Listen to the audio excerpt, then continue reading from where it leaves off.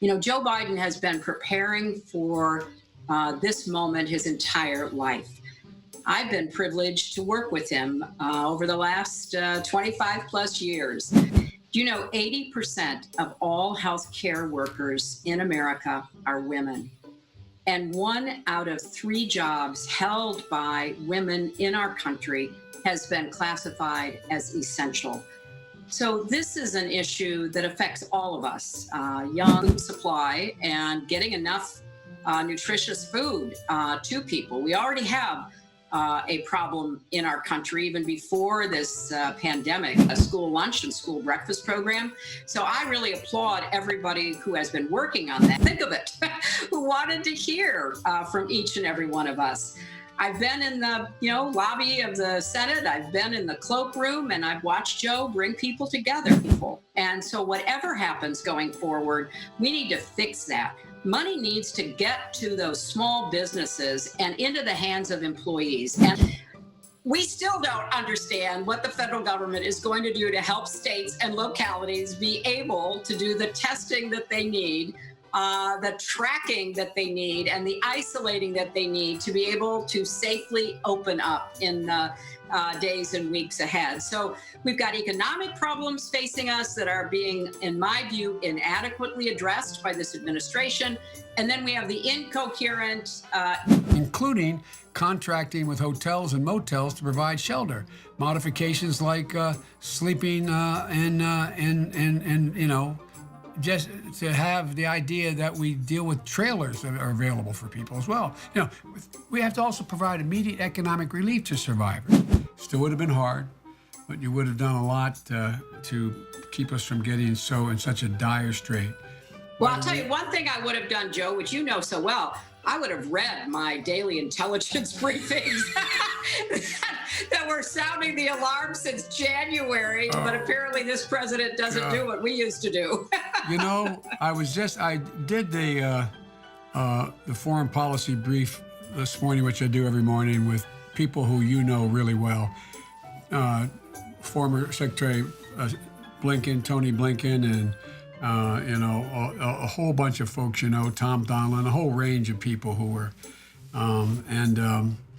they were reading to me. We were talking about the what happened, that article in the Washington Post, and yesterday, and how many times the president was explicitly, by his national security team, warned of this pandemic. Hello, everyone. Thanks for joining us today. This is an anxious and difficult time for Americans all across the nation. More than 57,000 lives lost. More than 26 million Americans have filed for unemployment. We're all worried about our health and our families. And women are experiencing much of the pandemic's devastating impacts more than anything else. Millions of women have lost their jobs or had their hours slashed and are facing worries about just making ends meet. And millions more of women are on the front lines as healthcare workers, doctors, nurses, sanitation workers, childcare workers, grocery store clerks, workers, and more are carrying on their backs the rest of the nation. Domestic violence survivors are at a heightened risk, forced to shelter in place with their abusers. Women's access to reproductive health care is increasingly in jeopardy.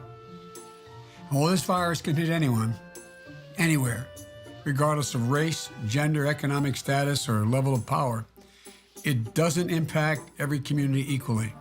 It hits hardest those who are most vulnerable and who have the fewest resources, including women of color and low-income women. This pandemic is pulling back the curtain on so many inequities in our society. The lack of paid sick leave for workers, the need for a livable minimum wage, the need for stronger unemployment insurance.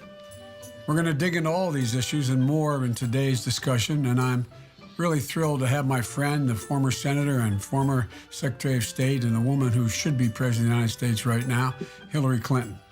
Welcome, Hillary. It's great to have you here. Thank you so much, Joe. It's a real pleasure to be here with you and to be part of this very important discussion. And I am thrilled to be part of your campaign to not only endorse you, but to help highlight a lot of the issues that are at stake in this presidential election. As you just so rightly said, this terrible pandemic that we're all going through hits a lot of Americans much harder than others. We've seen it firsthand in hospitalizations and in, unfortunately, fatalities. But we've also seen it when we look at the pictures of those people on the front lines. You know, 80% of all healthcare workers in America are women. And 1 out of 3 jobs held by women in our country has been classified as essential. So this is an issue that affects all of us, young and old, every kind of background from every walk of life. But it is having a disproportionate impact on the front lines, on women working, on women caring for others, on women holding down the home as we go through this together. So I want to add my voice to the many who have endorsed you to be our president. Just think of what a difference it would make right now if we had a president who not only listened to the science, put facts over fiction, but brought us together, showed the kind of compassion and caring that we need from our president, and which Joe Biden has been exemplifying throughout his entire life. Think of what it would mean if we had a real president, not just somebody who plays one on TV, but somebody who gets up every morning worried about the people that he's responsible for leading during this crisis. Well, I know what a difference it would make because I've been there. I've seen firsthand what presidents can and should do. And I, like so many Americans, really wish that we had that kind of leadership now. You know, Joe Biden has been preparing for this moment his entire life. I've been privileged to work with him over the last 25 plus years as First Lady, then for 8 years in the Senate, where I watched him build coalitions and work to bring people together to solve problems. Then during the Obama administration, when I was privileged to be Secretary of State. I've been in the Situation Room with Joe as we debated. And you know, where we didn't say what we thought people wanted to hear, we said what we believed. And we had a president then with President Obama who encouraged that. Think of it, who wanted to hear from each and every one of us. I've been in the lobby of the Senate. I've been in the cloakroom, and I've watched Joe bring people together. So for me, this is a moment that we need a leader, a president like Joe Biden. I also know a lot about Joe, the person. I've seen him up close and personal now for many years. We have a lot of the same values in common, the same work ethic, the same belief in America, the same, focus on family. And we share a common experience and a love of Scranton, Pennsylvania. When my great-grandparents came from England and Wales, they ended up in Scranton.